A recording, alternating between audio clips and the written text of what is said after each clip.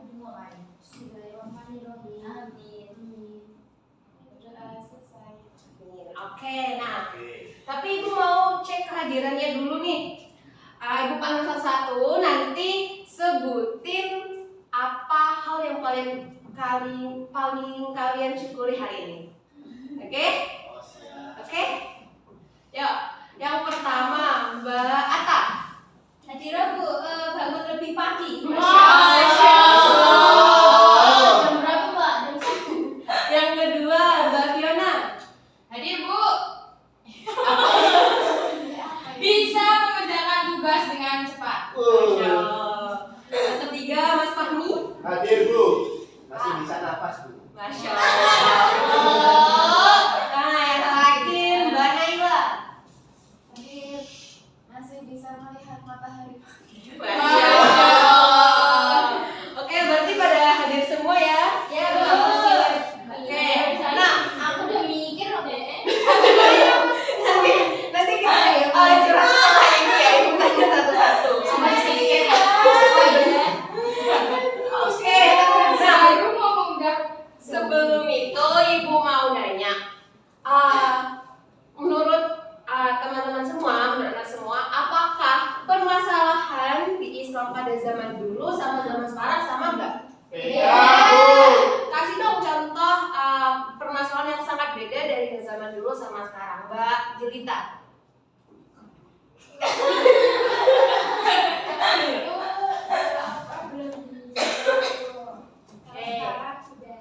Oke, betul. Kalau Mbak Sabila? Katanya tadi ada begitu Zaman sekarang. Dulu. Yo, apa? Dulu nggak ada kendaraan. Iya, boleh juga. Kalau Mbak Uktia. Dulu saya belum lahir. Ayo. Islam ya. Dulu ada perang pakai kuda, sekarang perangnya pakai tank. Oke, benar semua. Nah, jadi tentang permasalahan-permasalahan Islam pada zaman dulu dengan zaman sekarang bakal kita bahas nih gimana solusinya di materi kali ini. Tapi satu lagi ini Bu mau nanya, ada yang kenal para ulama-ulama kita ini? Tahu Bu, belum kenalan. Kenal. Ya. Imam Syafi'i, Imam Maliki, Imam Hanafi dan Imam Hambali. Ada yang tahu? Tahu. Kelas berapa ini? Kelas 12. Oh iya tahu. Tahu Bu. Oke, siapa 4 dari imam ini? Apa yang disebut 4 dari imam? Imam madhab. Benar. Nah, jadi imam madhab ini pasti mereka mengungkapkan hukum-hukum yang sesuai madhabnya itu. Salah satu yang mereka lakukan adalah berijtihad. Siapa tadi yang dong? Berijtihad. Nah, jadi pada pertemuan kali ini kita akan membahas tentang mengapa ijtihad itu penting dan akan kita kaitkan dengan berpikir kritis. Nah, jadi apalagi udah kelas 12 nih ya, nanti kan kalian itu mau masuk kuliah, mau pada kuliah semua kan? Mau. Nah, kalau di kuliah itu kita harus berpikir lebih kritis. Oke. Nah, jadi tujuan pembelajaran kita kali ini adalah peserta didik dapat mengidentifikasi macam-macam ijtihad atau bentuk-bentuk ijtihad. Dan yang kedua adalah peserta didik dapat menganalisis urgensi dan kedudukan ijtihad. Nah, langsung aja karena ini adalah pertemuan kedua ya dari materi ijtihad, karena sebelumnya kita udah membahas tentang pentingnya ijtihad, dalil-dalil ijtihad. Nah, sekarang Ibu langsung mau ngasih tahu nih urgensi dan kedudukan ijtihad. Mbak Atta boleh bantu baca? Urgensi dan kedudukan ijtihad. Para ulama membagi hukum melakukan ijtihad menjadi 3, yaitu wajib ain, wajib kifayah, dan sunnah. Yang wajib ain jika hanya ada 1 mujtahid. Yang wajib kifayah jika ada mujtahid yang lain yang bisa menjawab persoalan. Dan yang sunnah mengenai masalah-masalah yang belum atau tidak terjadi. Oke, nah contoh nih dari wajib ain, misalnya mujtahid wanita satu-satunya dan gak ada mujtahid lagi di kota tempat tinggalnya Mbak Bunga. Nah tiba-tiba Mbak Sabila, masyarakat di sekitar Mbak Bunga itu kayak ada permasalahan, terutama permasalahan tentang fikih. Nah benar, tentang permasalahan tentang fikih. Nah jadi Mbak Sabila itu langsung menanyakan ke Mbak Bunga. Nah maka bagi Mbak Bunga berijtihad itu adalah wajib ain. Oke, nah kalau yang kedua, kalau dari kalimatnya tadi ada yang bisa nyontohin nggak, Mbak Fiona? Jika dipercaya lainnya bisa menjawab kesalahan. Oh, ada misalnya saya mujtahid, Mbak Bunga mujtahid. Terus saya nggak bisa, tapi Mbak Bunga lebih bisa menjawab persoalan itu wajib kifayah. Oke, benar. Nah, jadi kalau ada misalnya satu atau lebih dari mujtahid dalam satu daerah dan ada nih permasalahan di masyarakat, maka hukumnya adalah wajib kifayah. Karena kalau udah satu mujtahid yang menjawab persoalan itu, maka kewajibannya menjadi gugur, betul. Karena udah ada satu yang menjawab persoalan. Nah, yang terakhir ada tentang sunnah. Boleh kasih contohnya nggak, Mbak Uktia? Ijtihad sunnah mengenai masalah-masalah yang belum atau tidak terjadi. Jadi ada satu masalah, misalnya ada satu masalah di suatu kaum kayak gitu. Nah masalah ini belum tentu terjadi. Semisal perceraian antara perceraian antara Perceraian seseorang kayak gitu. Nah itu kan belum tahu itu bakal terjadi ataupun bahkan tidak terjadi kayak gitu. Nah Oke, terima kasih Mbak Uktia. Nah kalau yang sunnah ini berkaitan tadi tuh dengan permasalahan yang belum ada di masa dulu tapi udah ada zaman sekarang. Misalnya nih proses bayi tabung. Zaman dulu ada nggak? Gak ada. Nah, teman-teman anak-anak semua tahu nggak apa hukum bayi tabung? Nah, itu kan suatu permasalahan nih kan, suatu permasalahan. Nah, padahal itu belum pernah tuh terjadi di masa zamannya Rasulullah dan nggak ada dalil atau nas yang menjelaskan. Maka hukum dalam ijtihad bayi tabung adalah sunnah karena belum ada terjadi di masa lampau. Oke, nah ini tadi. Jadi urgensi ijtihad itu adalah ijtihad dapat mendinamisir hukum Islam dan mengkoreksi kekeliruan dan kekhilafan dari ijtihad yang lalu. Meskipun demikian, tidak semua hasil ijtihad merupakan pembaruan bagi ijtihad yang lama, sebab ada kaitannya hasil ijtihad yang baru sama dengan hasil ijtihad yang lama. Nah, sekarang apa sih fungsi dari ijtihad itu? Nah, fungsi dari ijtihad yang pertama adalah fungsi al-rujuk. Fungsi al-rujuk atau kembali yaitu mengembalikan permasalahan-permasalahan kayak tadi yang bayi tabung, terus apalagi misalnya pay letter. Oh iya. Ada siapa sini yang sering pay letter? Enggak Bu. Benar. Nah, atau yang pinjol.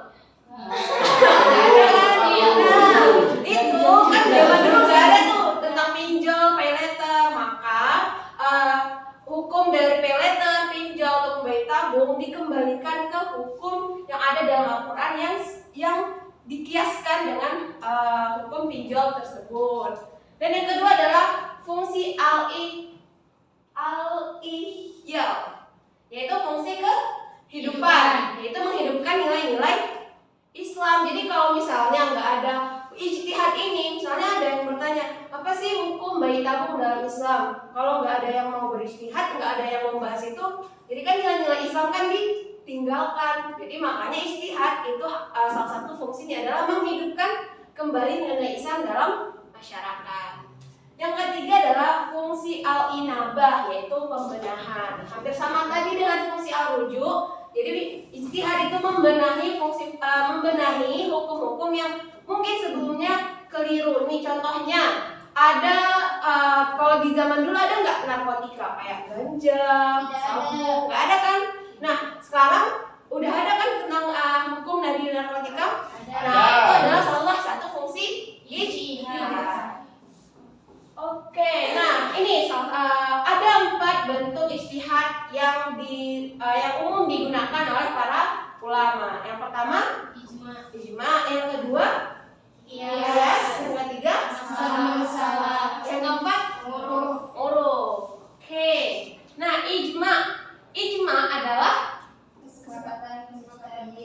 hukum syarat dari suatu peristiwa setelah Rasulullah wafat. Nah, ya Mas Agil lanjut. Sebagai contoh adalah setelah Rasul meninggal diperlukan pengangkatan pengganti beliau yang disebut dengan khalifah. Maka kaum muslimin pada waktu itu sepakat mengangkat Abu Bakar sebagai khalifah pertama. Oke, nah jadi ijma itu adalah kesepakatan mujtahid tentang hukum syarat dari suatu peristiwa setelah Rasulullah wafat. Dan ijma ini banyak digunakan masih pada masa sahabat ataupun tabi'in. Benar. Dan selanjutnya ada kias. Nah ini tadi. Coba minta tolong baca Mbak Jelita. Kias adalah menetapkan hukum suatu kejadian atau peristiwa yang tidak ada dasar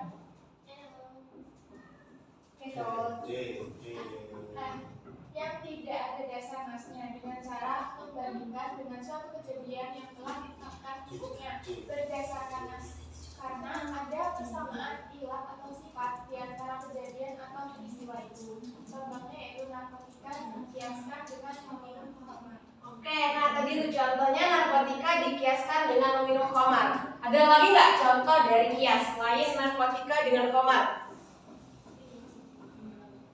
Ya, ada yang tahu? Contoh lain dari kias. Kalau tadi kan khamar sama narkotika. Yang itu kan karena ada sama-sama ilahnya, ada sama-sama sifatnya yang sama, yaitu menghilangkan akal, membuat seseorang itu menjadi tidak sadar. Makanya diharamkan, makanya mudaratnya itu lebih besar. Nah, kalau sekarang contohnya apa? Nah, rokok makanya ada yang mengharamkan, ada ulama yang mengharamkan, tapi ada juga yang memperbolehkan karena mudaratnya lebih besar. Jadi ulama yang mengharamkan itu dasarnya adalah karena mudarat rokok lebih besar. Oke, yang ketiga adalah maslahah mursalah. Kita tolong baca Mbak Atta. Maslahah mursalah adalah suatu kemaslahatan di mana syar'i tidak mensyariatkan suatu hukum untuk merealisir kemaslahatan itu dan tidak ada dalil yang menunjukkan atas pengakuannya atau pembatalannya. Contohnya kemaslahatan yang karenanya para sahabat mensyariatkan pengadaan penjara, pencetakan mata uang, penetapan tanah pertanian, memungut pajak. Nah, kalau ini lebih ke hukum yang umum, kayak menetapkan pajak. Kan itu dulu mencetak uang, kan dulu itu nggak ada kan, waktu zaman Rasulullah itu ada pencetakan uang. Ada nggak pada zaman Rasulullah itu kayak bank yang mencetak uang? Nggak ada kan? Nah, jadi karena zaman sekarang itu sangat butuh mata uang, yaitu pencetakan mata uang untuk jual beli ataupun nilai tukar suatu barang, makanya para ulama menijtihadkan bahwa memperbolehkan untuk percetakan mata uang. Nah, next terakhir adalah tentang huruf. Boleh dibaca Mbak Intan? Gimana tuh bacanya? Menurut bahasa berarti kebiasaan, sedangkan menurut istilah sesuatu yang telah dikenal orang banyak dan menjadi tradisi mereka, dan tentunya tradisi di sini adalah kebiasaan yang tidak dilarang. Contoh, saling pengertian manusia terhadap jual beli dengan cara saling memberikan tanpa adanya sigot dia. Nah, kalau ini kan biasanya salah satu rukun jual beli apa? Adanya kesepakatan. Terus adanya akad. Nah, akad ini kalau sekarang pernah nggak kalian kalau misalnya beli misalnya beli gula, udah apa kalian pernah bilang dia jual Bu, ada nggak? Pernah nggak? Makasih. Cuma makasih doang kan? Nah, itu adalah salah satu huruf karena itu udah jadi kebiasaan nih di masyarakat, dan itu adalah salah satu bentuk perelaan, kayak bilang makasih, kemudian juga bilang sama-sama, padahal lafal dari makasih dan sama-sama itu bukan lafal akad jual beli. Jadi karena itu para ulama mengijtihadkan dengan huruf tadi, dengan kebiasaan tadi, bahwa jual beli walaupun tanpa adanya sifat lafziyah itu boleh. Nah, kalau kalau gitu tadi udah ada nih beberapa kasus yang udah kita udah kita analisis nih, kenapa dijadiin boleh, kenapa enggak. Nah sekarang ibu mau anak-anak dibagi kelompok untuk menganalisis suatu kasus. Nah, betul komplain terdiri dari 5 orang. Kurang. Pas Bu. Oh, kurang ya? Kayak tadi ya, ada yang 5, ada yang 4. Nah, Oh, Ibu ikutin aja. jangan dong. Nah, sekarang ibu mau setiap kelompok mendiskusikan satu angka yang menjadi favorit kelompoknya. Dari angka berapa Bu? 1 sampai 5. Ayo. 3. Bebas sih. 3 sama 1. Wih. Nama aku jadi 1. 3 dan 1. Dari yang ketiga beda. Oke, nah satu lagi, tapi disimpan angka yang kalian sukai juga antara 1 sampai 5, tapi disimpan, nggak boleh diumumin. Oke? Harus satu kelompok harus sama. Oh. Untuk satu lagi, tapi diam-diam. Mas. Iya. Jadi satu angka lagi yang kita suka. Oh ya. Oke, udah? Udah? Nah, salah satu perwakilan kelompoknya boleh maju ke depan. Yuk. Allah ilaha illallah. Iya, aku masuk videonya Ibu. Ayo. Aduh takut Bu sama dia Bu. Oke, tadi Mbak Tia nomor berapa yang diumumin? Yang diumumin. Nomor 1. Yuk, apa ini? Ini Mbak 3.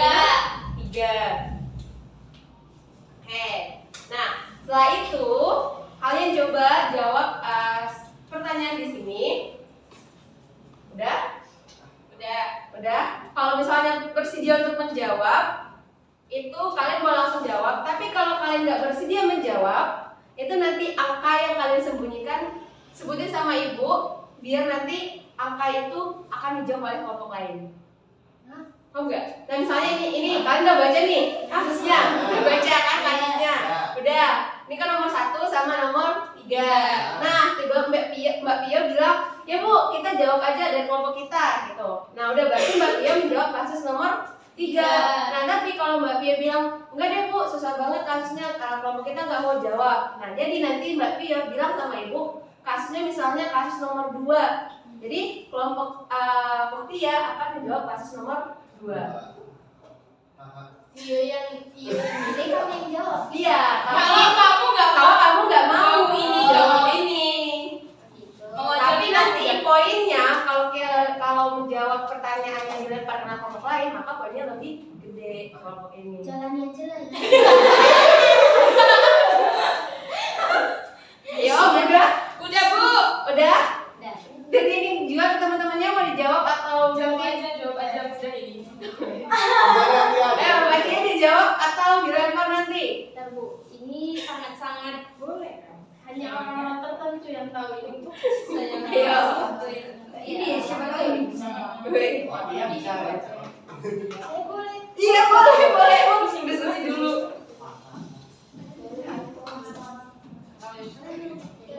Ayo cuma 15 detik ya. 1. Jadi kita nggak pegang uangnya. Kita investasi ke suatu aplikasi. Pertanyaannya, apakah Bitcoin dapat dianggap sebagai alat tukar dalam Islam? Bitcoin itu bisa Ayo 5 detik lagi. 5, 4, Iya. harus ditukar dengan uang. 3, Bitcoinnya. Iya. Tapi ini 2, nggak bisa. 1. Ini kita jawab. Oke, tenang. Ayo. Kalau udah fix mau dijawab, nanti bakal dijawab oleh teman-temannya. Dijawab Bu. Ya maju dulu, udah habis waktunya, udah habis kelompok Mbak Tia. Ayo kalau Mbak Tia. Ayo. Aku Bu. Oke.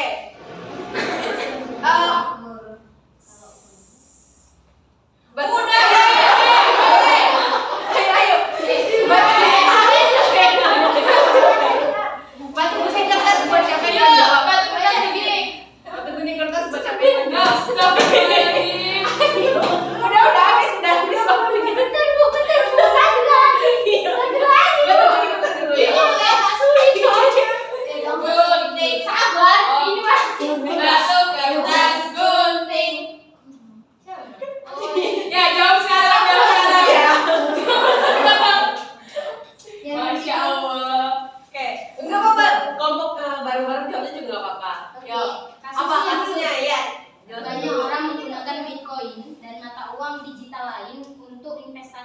transaksi. Namun nilai mata uang ini sangat fluktuatif. Itu berubah-berubah. Ya. Karena investasi. Iya. Pertanyaannya, apakah Bitcoin dapat dianggap sebagai alat tukar dalam Islam? Tidak. Jawabannya Mama. dia. Apakah Bitcoin dia dapat dianggap sebagai alat tukar dalam Islam? Karena Bitcoin ini nggak ada bentuknya. Bitcoin ini ditukarkan hanya bisa pakai uang, bukan Bitcoin yang ditukarkan. Terus, next question-nya. apakah ada unsur boror atau spekulasi berlebih? Jawabannya betul, karena ada karena itu ada unsur ketidakjelasan tadi. Oke. Bagaimana hukum penggunaannya menurut ijtihad? Boror. Apa itu jelaskan guru? Ketidakpastian. Ketidakjelasan. Ketidakjelasan. Jadi, Boror. Bisa. oke. Tidak pasti. Oh, berarti Bitcoin itu tidak boleh Haram. digunakan, haram digunakan dalam Alat tukar. alat tukar. Oke. Tapi Bu, ijtima'ul ulama juga Bu. Ada juga Apa yang itu? mengatakan Bitcoin ini boleh, ada juga yang mengatakan Bitcoin ini tidak boleh. Oh, berarti khilafiyah, bukan istimewa. Oke. Khilafiyah ulama ada yang berbeda pendapat, ada yang bilang boleh, ada juga yang bilang tidak boleh. Begitu juga tentang hukumnya Bu. Oke, siap. Tepuk tangan dulu. Yeay. Sekarang ngomong Mbak Fiona. Dibacain nggak Bu? Ya, dibacain. Bisa. Kartu kasus ijtihad. Nah, kartu kasus ini kita dapat transplantasi organ, di mana kasusnya itu ada seorang pasien mengalami gagal ginjal dan membutuhkan donor ginjal untuk bertahan hidup. Tersedia pendonor dari keluarganya yang bersedia membantu. Yang pertama, pertanyaan pertama, apakah Islam membolehkan transplantasi organ? Nah, karena di sini juga untuk bertahan hidup, digarisbawahi untuk bertahan hidup. Jadi ada dalil yang secara langsung nggak sih ini menjelaskan itu? Iya. Nah, ada dalil yang secara langsung menjelaskan terkait ini. Ayo Mbak. Anna Al-Fajah bin As'ad Uti'a anhu yawmal kalabi fatamaga'akan min Mas artinya tau? Iya, iya.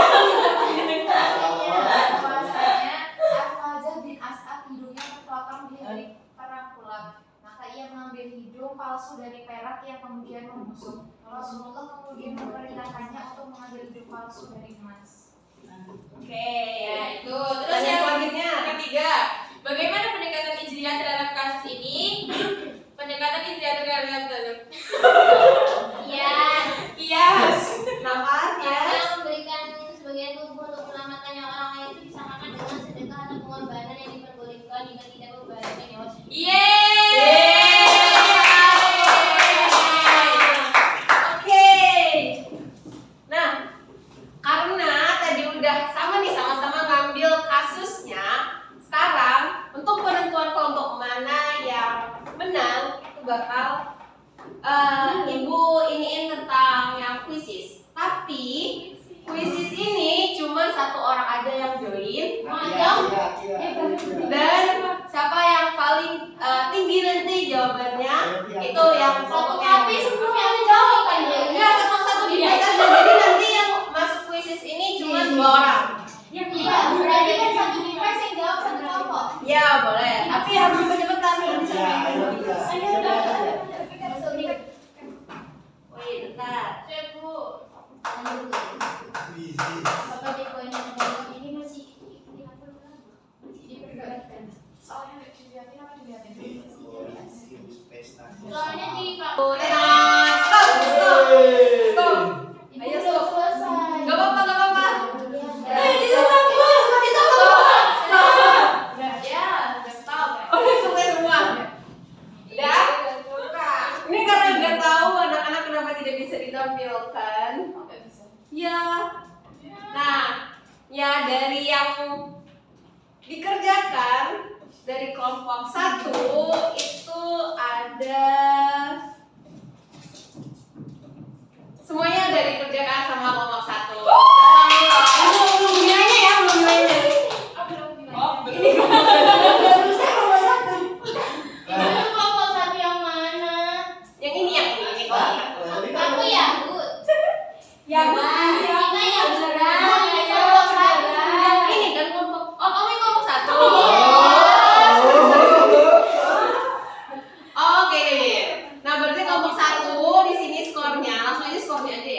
skornya ada 6.740.